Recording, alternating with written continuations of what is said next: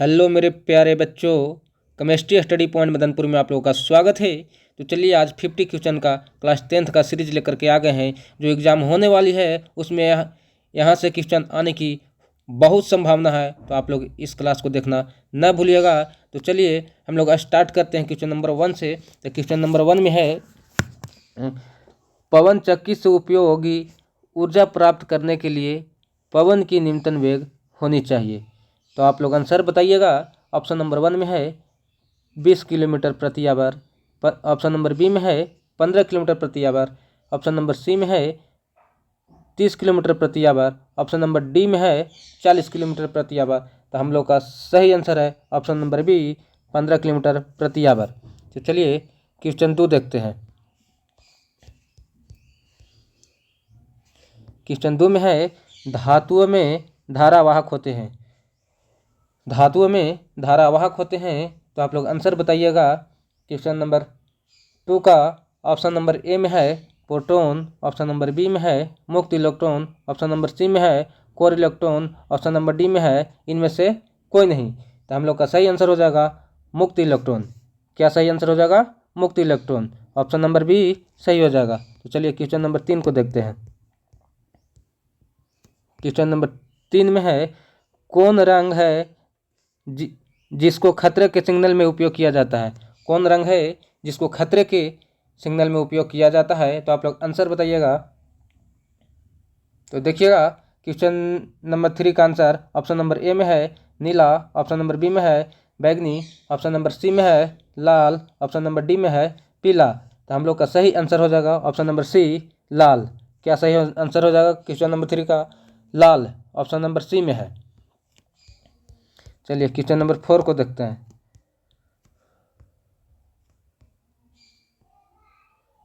Question number 4 में है, किस वर्ण का तरंगदैर्घ्य सबसे अधिक है? किस वर्ण का तरंगदैर्घ्य सबसे अधिक है? तो आप लोग आंसर बताइएगा। ऑप्शन नंबर ए में है लाल, ऑप्शन नंबर बी में है नीला, ऑप्शन नंबर सी में है पीला, ऑप्शन नंबर डी में है बैगनी। तो हम लोग का सही आंसर हो जाएगा ऑप्शन नंबर ए। हम लोग का सही आंसर ऑप्शन नंबर ए, लाल हो जाएगा। ऑप्शन नंबर ए लाल हो जाएगा। ऑप्शन नंबर ए में है। क्वेश्चन नंबर 4 का आंसर ऑप्शन ए सही हो जाएगा।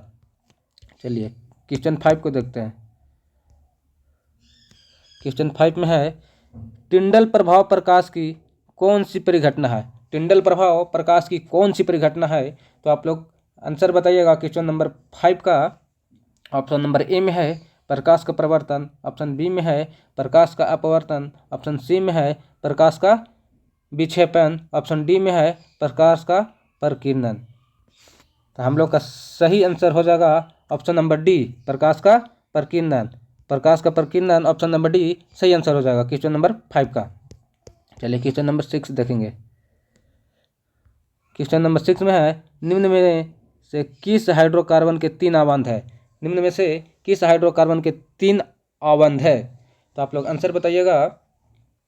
ऑप्शन नंबर ए में है CH3, ऑप्शन नंबर बी में है C2H6, ऑप्शन नंबर सी में है C3H4, ऑप्शन नंबर डी में है C3H8। तो हम लोग का क्वेश्चन 6 का आंसर सही हो जाएगा option number C, C3H4। Option number C, C3H4 answer सही हो जाएगा। क्वेश्चन नंबर 7 को देखिएगा। क्वेश्चन नंबर 7 में है, हाइड्रोकार्बन कौन है? हाइड्रोकार्बन कौन है क्वेश्चन नंबर 7 में है। तो आप लोग आंसर बताइएगा।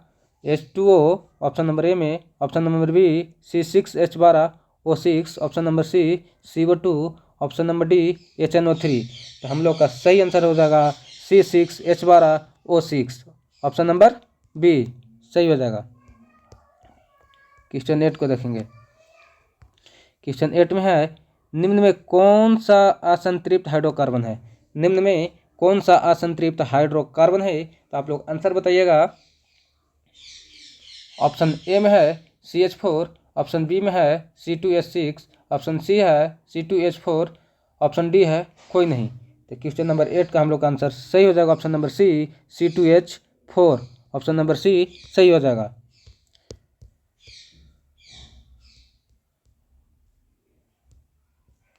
अब क्वेश्चन 9 को देखेंगे। क्वेश्चन 9 में कहता है, किसी चालक का प्रतिरोध निर्भर करता है। किसी चालक का प्रतिरोध किस पर निर्भर करता है? तो आप लोग आंसर बताइएगा। ऑप्शन नंबर ए में है चालक की लंबाई, ऑप्शन नंबर बी में है चालक के अनुप्रस्थ काट का क्षेत्रफल, ऑप्शन नंबर सी में है चालक की प्रकृति, ऑप्शन नंबर डी में है उपरोक्त सभी। तो इसका सही आंसर हो जाएगा ऑप्शन नंबर डी, चालक की लंबाई, चालक के अनुप्रस्थ काट का क्षेत्रफल, चालक की प्रकृति, ये तीनों सही हो जाएगा। ऑप्शन नंबर डी सही हो जाएगा।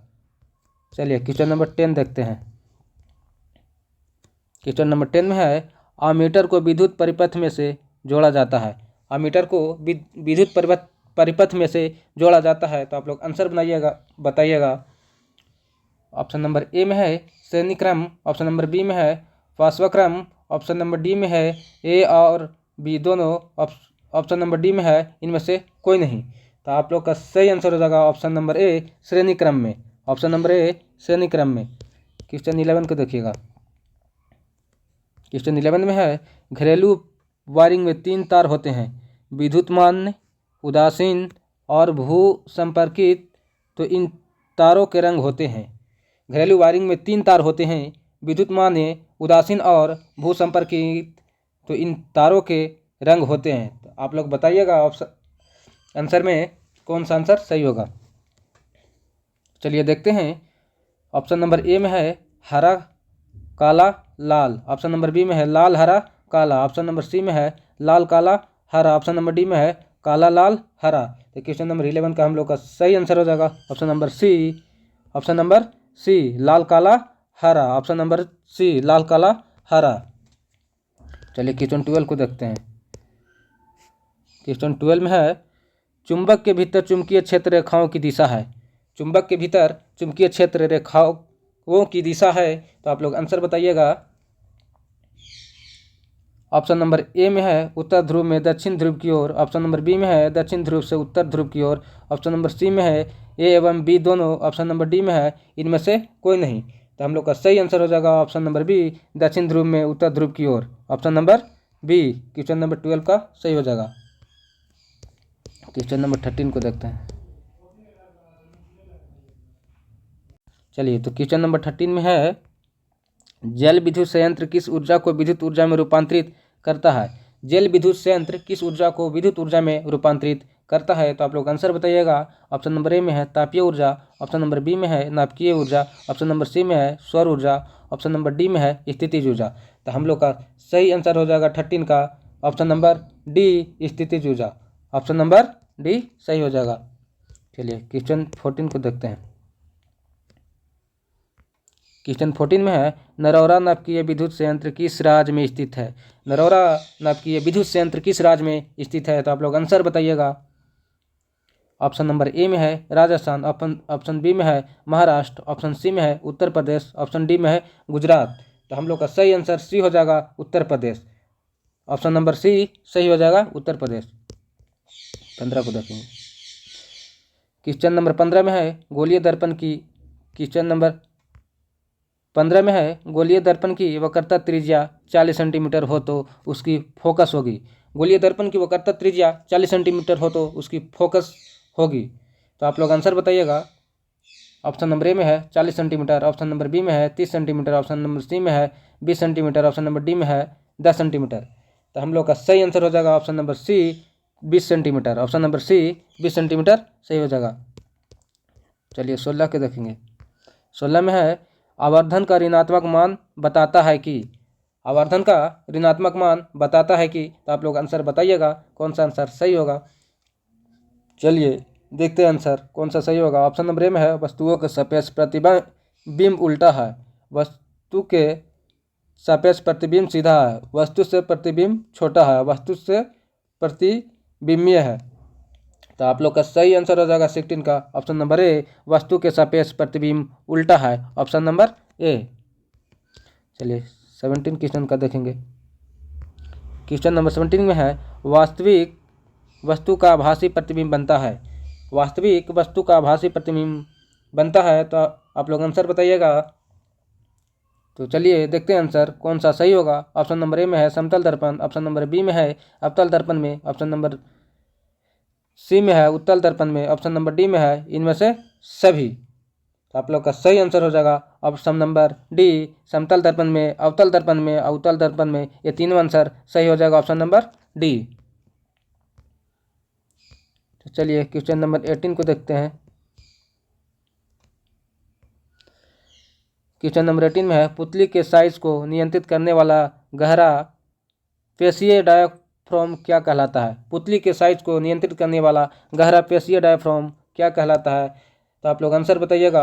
ऑप्शन नंबर ए में है परितारिका, ऑप्शन बी में है अभिनेत्र लेंस, ऑप्शन सी में है नेत्रपटल, ऑप्शन डी में है रेटिना।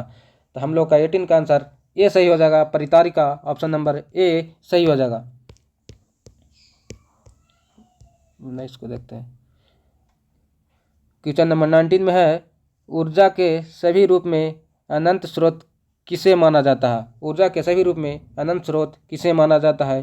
तो चलिए आंसर बताइएगा आप लोग। ऑप्शन नंबर ए में है कोयला, ऑप्शन बी में है जल, ऑप्शन सी में है सूर्य, ऑप्शन डी में है परमाणु। तो हम लोग का 19 का आंसर सी सही हो जाएगा, सूर्य, ऑप्शन नंबर सी सही हो जाएगा, सूर्य। चल 20 को देखते हैं। क्वेश्चन नंबर 20 में है, नाभिकीय ऊर्जा प्राप्त करने हेतु आवश्यक है। नाभिकीय ऊर्जा प्राप्त करने हेतु आवश्यक है। तो चलिए आप लोग आंसर बताइएगा। ऑप्शन नंबर ए में है सिलिकॉन, ऑप्शन बी में है क्रोमियम, ऑप्शन सी में है यूरेनियम, ऑप्शन डी में है एल्युमिनियम। तो 20 का हम लोग का आंसर सही हो जाएगा, option number C uranium, option number C uranium सही हो जाएगा। चलिए 21 को देखते हैं। 21 में है, प्रकाश तरंग होती है, प्रकाश तरंग होती है। तो आप लोग आंसर बताइएगा 21 का। चलिए देखते हैं आंसर कौन सा सही होगा। ऑप्शन नंबर ए में है चुंबकीय तरंग, ऑप्शन बी में है विद्युत चुंबकीय तरंग, ऑप्शन सी में है विद्युतीय तरंग, ऑप्शन डी में है इनमें से कोई नहीं। तो 21 का सही आंसर हो जाएगा ऑप्शन नंबर बी, विद्युत चुंबकीय तरंग, ऑप्शन नंबर बी विद्युत चुंबकीय तरंग आंसर सही हो जाएगा। चलिए 22 को देखते हैं। 22 में है, निम्नलिखित में से कौन सा बूझा हुआ चूना है? निम्नलिखित में से कौन सा बूझा हुआ चूना है? 22 का आप लोग आंसर बताइएगा कौन सा आंसर सही होगा। तो देखते हैं। ऑप्शन नंबर ए में है CaO, ऑप्शन नंबर बी में है Ca इंटू OH को होल 2, सी, ऑप्शन नंबर सी में है CaCO3, ऑप्शन नंबर डी में है Ca। तो 22 का हम लोग का सही आंसर हो जाएगा option number B, Ca into OH के होल 2, ऑप्शन नंबर बी। चलिए 23 को देखते हैं। 23 में है, चीनी का रासायनिक सूत्र क्या है? चीनी का रासायनिक सूत्र क्या है? तो आप लोग आंसर बताइएगा 23 का। तो चलिए देखते हैं। ऑप्शन नंबर ए में है CH3COOH, ऑप्शन बी में है C2H12O6, ऑप्शन सी में है C12H22O11, ऑप्शन डी में है CH3CHO। तो हम लोग का 23 का सही आंसर हो जाएगा option number C, C12H22O11, option number C सही हो जाएगा। चलिए 24 को देखते हैं। 24 में है, विद्युत फ्यूज काम करता है, विद्युत फ्यूज काम करता है। तो आप लोग आंसर बताइएगा 24 का। ऑप्शन नंबर ए में है धारा के ऊष्मीय प्रभाव पर, ऑप्शन बी में है धारा के चुंबकीय प्रभाव पर, ऑप्शन सी में है धारा के रासायनिक प्रभाव पर, ऑप्शन डी में है किसी पर भी, ऑप्शन डी में है किसी पर भी। तो चलिए आपका सही आंसर हो जाएगा 24 का ऑप्शन नंबर ए, धारा के ऊष्मीय प्रभाव पर, ऑप्शन नंबर ए सही हो जाएगा। चलिए 25 को देखते हैं। 25 में है, यदि किस नरम लोहे को धारावाही कुंडली के गर्भ में रख दिया जाए तो क्या बनता है? यदि किसी नरम लोहे को धारावाही कुंडली के गर्भ में रख दिया जाए तो क्या बनता है? तो आप लोग आंसर बताइएगा 25 का कौन सा आंसर सही होगा। तो चलिए देखते हैं। ऑप्शन नंबर ए में है सामान्य चुंबक, ऑप्शन बी में है विद्युत चुंबक, ऑप्शन सी में है ए और बी दोनों, ऑप्शन डी में है इनमें से कोई नहीं। 25 का हम लोग का आंसर सही होगा विद्युत चुंबक, विद्युत चुंबक, ऑप्शन नंबर बी सही हो जाएगा। 26 को देखते हैं। 26 में है, विद्युत बल्ले का उपयोग किस उपकरण में किया जाता है? विद्युत बल्ले का उपयोग किस उपकरण में किया जाता है? तो आप लोग आंसर बताइएगा। चलिए देखते हैं आंसर 26 का कौन आंसर सही होगा। ऑप्शन नंबर ए में है विद्युत मोटर से में, ऑप्शन नंबर बी में है विद्युत जनित्र में, ऑप्शन नंबर सी में है अमीटर में, ऑप्शन नंबर डी में है गैल्वेनोमीटर में।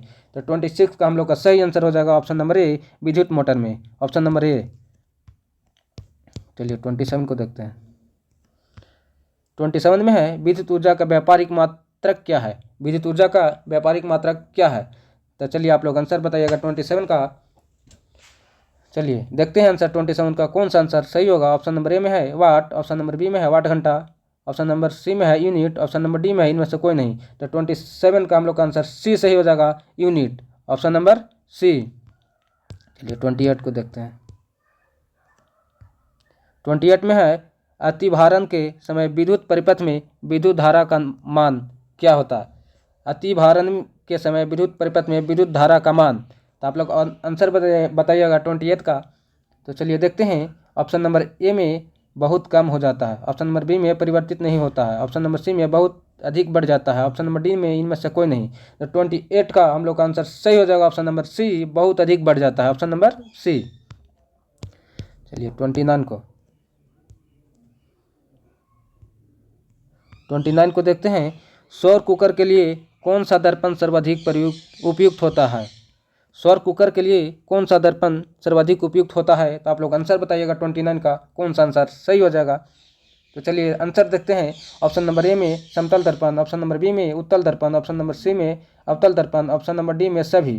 तो 29 का हम लोग का आंसर सही हो जाएगा ऑप्शन नंबर सी अवतल दर्पण, ऑप्शन नंबर सी अवतल दर्पण। चलिए 13 क्वेश्चन को देखते हैं। क्वेश्चन नंबर 13 में है 1 PA कितना है। 1 PA कितना है, ऑप्शन नंबर क्वेश्चन नंबर 13 में क्वेश्चन है 1 PA कितना है, तो आप लोग आंसर बताइएगा। तो चलिए आंसर देखते हैं। 10 से 5 ampere, 104 ampere option number B में, ऑप्शन नंबर सी में 10 से 3 एम्पियर, ऑप्शन नंबर डी में 10 से 6 एम्पियर। तो क्वेश्चन नंबर 13 का आंसर सही हो जाएगा ऑप्शन नंबर डी 10 से 6 एम्पियर, ऑप्शन नंबर डी 10 से 6 एम्पियर, ऑप्शन नंबर डी सही हो जाएगा। ये 31 को देखते हैं।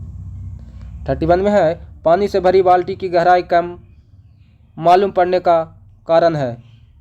पानी से भरी बाल्टी की गहराई कम मालूम पड़ने का कारण है, क्या कारण है, आप लोग आंसर बताइएगा। ऑप्शन नंबर ए में है प्रकाश का परिवर्तित होना, ऑप्शन नंबर बी में है प्रकाश का विक्षेपित होना, ऑप्शन नंबर सी में है प्रकाश का अपवर्तित होना, ऑप्शन नंबर डी में है इनमें किसी का नहीं होना। तो 31 का आंसर ऑप्शन नंबर सी प्रकाश का अपवर्तित होना, ऑप्शन नंबर सी सही है। तो चलिए 32 को देखते हैं। 32 में है कठोर जल को मृदु बनाने के लिए सोडियम के किस यौगिक का उपयोग किया जाता है, तो आप लोग आंसर बताइएगा। तो चलिए आंसर देखते हैं 32 का कौन सा आंसर सही होगा। ऑप्शन नंबर ए में है NaCl, ऑप्शन नंबर बी में है Na2CO3, ऑप्शन सी में है Na×SCO3, ऑप्शन डी में है NaOH। तो हम लोग का सही आंसर हो जाएगा 32 का option number B Na2CO3, option number B सही आंसर हो जाएगा। चलिए 33 को देखते हैं। तो 33 में है कार्बन के 2 अपरूप के अलावा तीसरे अपरूप का नाम क्या है। कार्बन के 2 अपरूप के अलावा तीसरे अपरूप का नाम क्या है, तो आप लोग 33 का आंसर बताइएगा। तो चलिए आंसर देखते हैं। ऑप्शन नंबर ए में हीरा, ऑप्शन नंबर बी में ग्रेफाइट, ऑप्शन नंबर सी में fullerene carbon, option number D में इनमें से कोई नहीं। तो 33 का आंसर हम लोग का सही हो जाएगा option number C fullerene carbon, option number C. 34 को देखते हैं। 34 में है भोजन का पाचन किस प्रकार की अभिक्रिया है। भोजन का पचना किस प्रकार की अभिक्रिया है। क्वेश्चन नंबर 34 का क्वेश्चन है भोजन का पचना किस प्रकार की अभिक्रिया है, तो आप लोग इसका आंसर बताइएगा। ऑप्शन नंबर ए में है ऊष्माक्षेपी अभिक्रिया, ऑप्शन नंबर बी में है अपचयन अभिक्रिया, ऑप्शन नंबर सी में है उपचयन अभिक्रिया, ऑप्शन नंबर डी में है विघटन अभिक्रिया। तो 34 का हम लोग का आंसर सही हो जाएगा ऑप्शन नंबर सी उपचयन अभिक्रिया, ऑप्शन नंबर सी। तो चलिए 35 को देखते हैं। 35 में है कौन सी गैस वैश्विक उष्ण के लिए उत्तरदायी है। कौन सी गैस वैश्विक उष्णन के लिए उत्तरदायी है, तो 35 का आप लोग आंसर बताइएगा। 35 का ऑप्शन नंबर ए में है CO2, ऑप्शन नंबर बी में है O2, ऑप्शन नंबर सी में है N2, ऑप्शन नंबर डी में है कोई नहीं। तो आप लोग का 35 का आंसर ऑप्शन नंबर ए CO2 सही हो जाएगा, ऑप्शन नंबर ए। चलिए 36 को देखते हैं।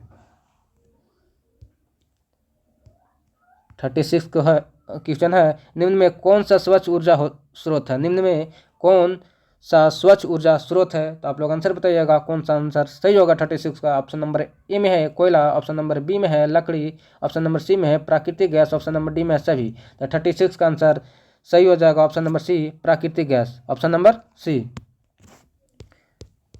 चलिए 37 को देखिएगा। 37 है लेड नाइट्रेट चून को एक परख नली में लेकर गर्म करने पर भूरे रंग का धुआं उत्सर्जित होता है। यह धुआं कौन सा धुआं है? तो आप लोग आंसर बताइएगा 37 का। ऑप्शन नंबर ए में है ऑक्सीजन गैस का, ऑप्शन नंबर बी में है नाइट्रोजन डाइऑक्साइड का, ऑप्शन नंबर सी में नाइट्रोजन गैस का, ऑप्शन नंबर डी में है लेड ऑक्साइड का। तो 37 का answer option number B nitrogen dioxide का है, ऑप्शन नंबर बी आंसर सही हो जाएगा। चलिए 38 को देखते हैं। 38 में है निम्न में कौन अवकारक है? निम्न में कौन अवकारक है? तो आप लोग आंसर बताइएगा 38 का कौन सा आंसर सही होगा। तो चलिए आंसर देखते हैं। ऑप्शन नंबर ए में H2, option number B CO, option number C O2, option number D H2S।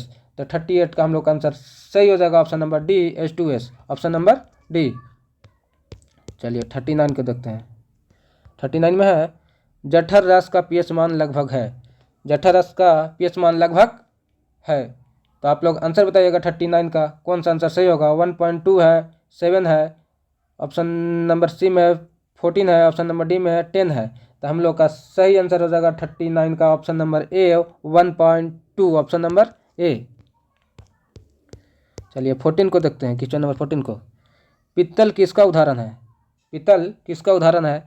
तो इसका आंसर आप लोग बताइएगा 14 का कौन सा आंसर सही होगा। तो चलिए आंसर देखते हैं। ऑप्शन नंबर ए में है धातु, ऑप्शन नंबर बी में है धातु, ऑप्शन नंबर सी में है मिश्र धातु, ऑप्शन नंबर डी में है उपधातु।